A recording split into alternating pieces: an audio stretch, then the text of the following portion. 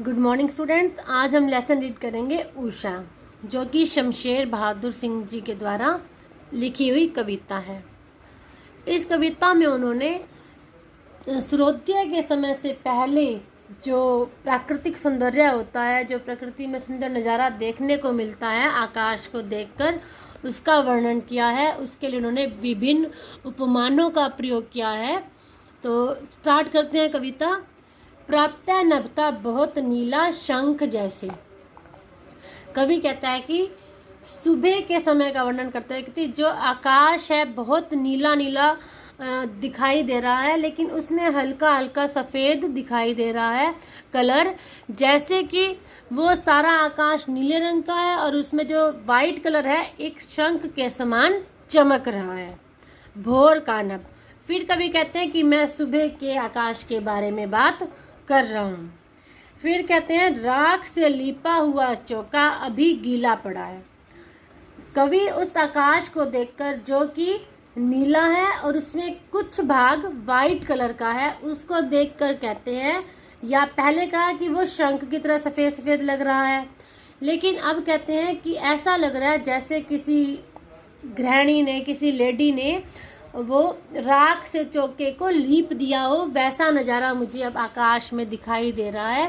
जैसे कि पूरा आकाश नीला नीला है और उसमें जो थोड़ा थोड़ा सफ़ेद है, ऐसा लगता है कि वो जो उसने चौका लिपा है वहाँ से सूख गया है और कुछ अभी गीला है। मतलब जो डार्क कलर है नीला नीला, वो तो गीला पड़ा है।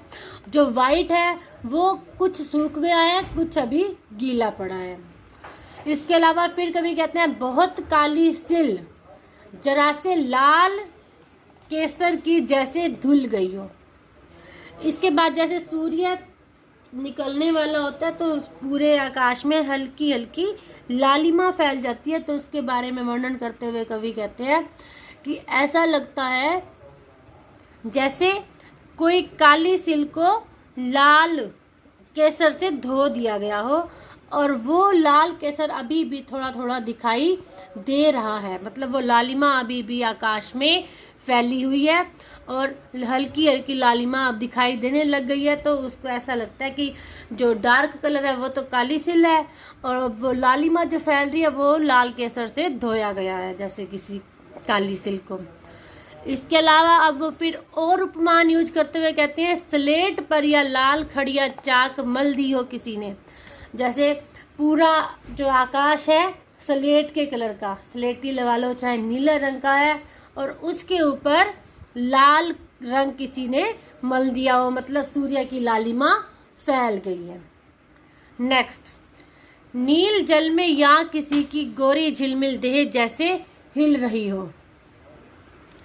इसके बाद कवि कहता है कि जैसे सूर्य उदय होने वाला है, अब सूर्य उदय का टाइम हो जाता है तो क्या लगता है कि ये सारा आकाश नीला जल है और उसमें से जब सूर्य वाइट कलर का सूर्य बाहर निकलने लगता है, सूर्योदय होने लगता है, तो ऐसा लगता है कि नीले जल में से कोई सुंदर या गोरी जो लेडी की तरह कोई नीले जल में से आ रही हो, जैसे हिल रही हो।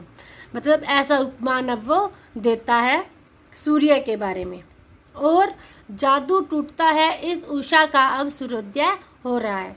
तभी कभी कहता है कि ये अब नज़ारा सारा ख़त्म हो गया है क्योंकि अब सूर्य उदय हो चुका है और उषा का जादू जो फैला हुआ था अभी तक वो अब टूट गया है और सूर्य अपने आकाश में अब ऊपर आ चुका है, सूर्योदय हो गया है। तो इस प्रकार इस कविता में कवि ने उषा काल में, या ये कह लो कि सूर्योदय से पहले का जो समय है उस समय के प्रकृति और उस समय के आकाश का वर्णन किया है, जो आकाश में परिवर्तन होते हैं और उनका विभिन्न प्रकार के उपमानों से वर्णन किया है। काव्य सौंदर्य नंबर 1, यहाँ पे कवि ने प्रातःकालीन आकाश का वर्णन किया है। नेक्स्ट, अनुप्रास उपमा, उपमा अलंकार में जरूर कहेंगे, आदि और स्वर मैत्री अलंकार हैं पढ़े। कोमलकांत पदावली है, माधुर्य गुण है और तत्सम और तद्भव शब्दों का प्रयोग किया गया है। तो इतना ही है ये लेसन, अच्छे से रीड करें, कल इसके क्वेश्चन आंसर करते हैं। Thank you.